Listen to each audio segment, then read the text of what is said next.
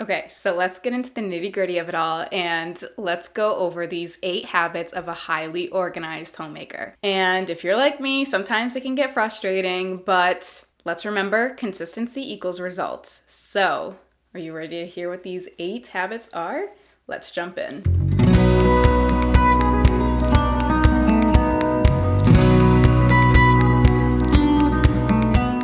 So, the first thing that I want to talk about is how the morning influences the tone for the rest of the day. Now, that means different things for different people. Like, I know a lot of other women put on makeup in the morning. I'm not one of those women. I just do not feel like it's something that would be productive for me personally. I'm not against makeup. It's just not something that I feel like will help me feel put together throughout the rest of my day. But I do like to do stretches in the morning, or I will make my bed. It might not be first thing. I do, prioritize my coffee. But the point I'm trying to make is the morning is so crucial for setting the tone for what you want to accomplish later on in the day. So make sure you have a morning routine all figured out and stick to it. This leads me into my second habit, which is creating a schedule for the week. So, for example, Monday, that's the day that I focus on things in the kitchen. I cook for the week. Like my husband likes to eat chicken in addition to whatever he has for leftovers.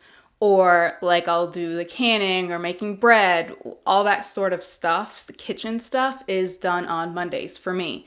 And then on Fridays, that's the day that I run my errands because I like to go to adoration and that's when it's available at my church. So it makes the most sense while I'm out to do the rest of my errands. And so essentially, because I have a schedule for my week, I'm able to be more productive.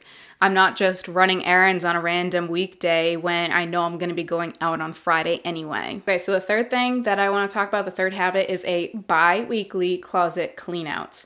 And it doesn't have to be just a closet. It can be like a drawer, a random nook in your house, whatever. But this was essentially inspired because my husband and I are building a house. And we've been married for a little over 4 years. And I have to say, we have accumulated a lot of stuff. And so where we are in the building stage, my goal is to organize and streamline all the stuff that we have, get rid of all the unnecessary stuff, so then that way it's easier when we do move. And I gotta tell you, I've thrown out so many things in this house so far, and it's crazy. And I'm like, I should really make this more of a habit. Like every other week, pick a drawer, pick a closet, pick one area of the house and go through and organize it and get rid of anything that's unnecessary. Because it's amazing how many things build up, whether it's that random phone box that you just decided to keep at the time because it's a phone box, that you no longer have that phone, like different things like that. Like just get rid of it. You don't need it. And make the time every other week to tackle on this project. So the fourth habit that I want to talk about is actually creating a to-do list. And it helps if you have a designated pad of paper that it is your to-do list. So like for me, it's this one. And I have to say, I just feel wonderful writing in it. And I feel even better when I check things off my list. And there is something to be said about that. Like you're more likely to get something done because you're organized, you have the tasks right in front of you, and it's so gratifying to just check it off your list and be done with it. So the fifth habit that I want to talk about is giving every item in your home a space or an area to live, if you will. And I do talk a lot about that in the article that I will put below, but essentially, don't let things hang out and about wherever in the house. Like actually give it a home. Give it a bin to put in, or put it in a bin, I mean, or give it some storage item or what have you. Like give it an area to live. So then that way, if it's out, it can go back to its home. The sixth habit is the 10-minute rule. If it takes under 10 minutes, just get it done. Just do it. Granted, now, I know in some ways this can be a little challenging. You start doing the dishes and then you're like, oh, I need to get more sponges or whatever. So you write it on your grocery list to get more sponges, and then you notice something else and you put that, stay the course, focus on doing the dishes.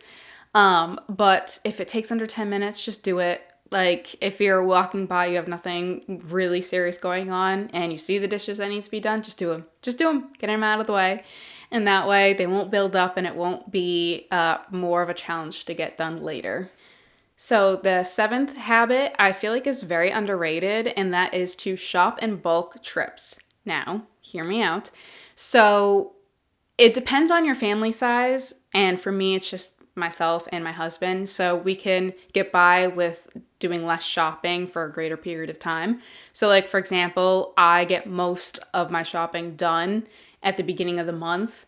And sometimes, like, I might need to pick up some things here and there, but the most of it is bought at the beginning of the month. And then I even eat, like, either freeze things or whatever, or go through the things that are going to go bad first.